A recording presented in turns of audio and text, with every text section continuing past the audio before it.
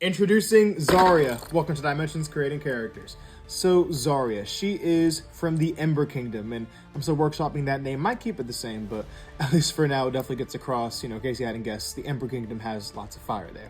Hence the flames that go out of her shield here, which we'll get to in a second.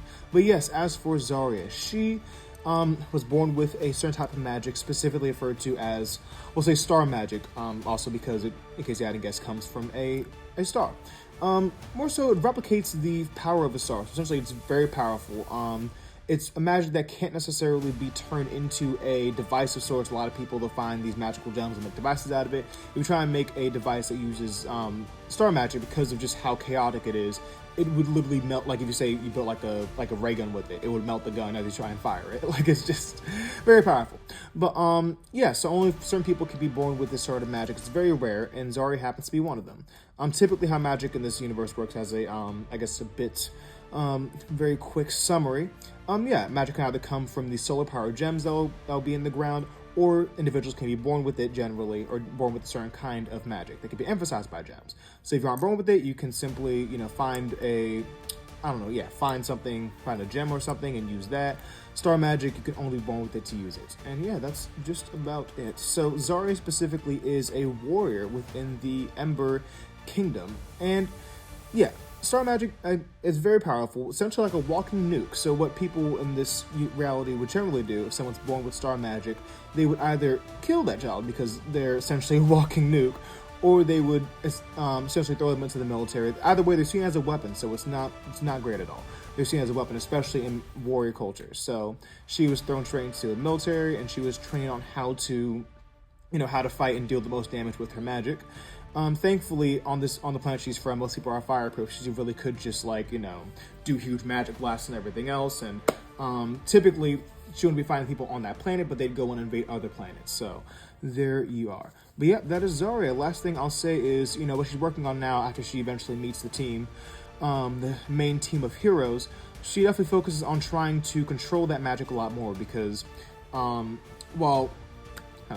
definitely been trained on how not to blow up an entire castle by accident, just trying to fend off a certain criminal. Yeah, instead she's been trained on trying to concentrate that magic into smaller, more precise blows. And even now she's trying to concentrate that even smaller because she does try and do a huge fireball or whatever.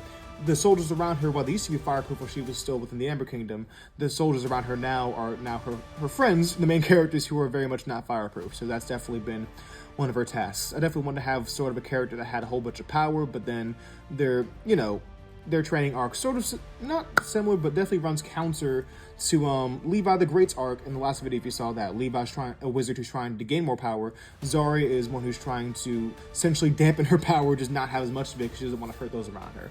But yeah, that is about all we have for Zariah. Definitely a skilled warrior. She's got this these gold weapons right here. She's got essentially a star mace. It's called a star on a chain because if a character with this type of magic uses it, it will feel like getting hit with a star. So if she uses that full power, so definitely that will hurt.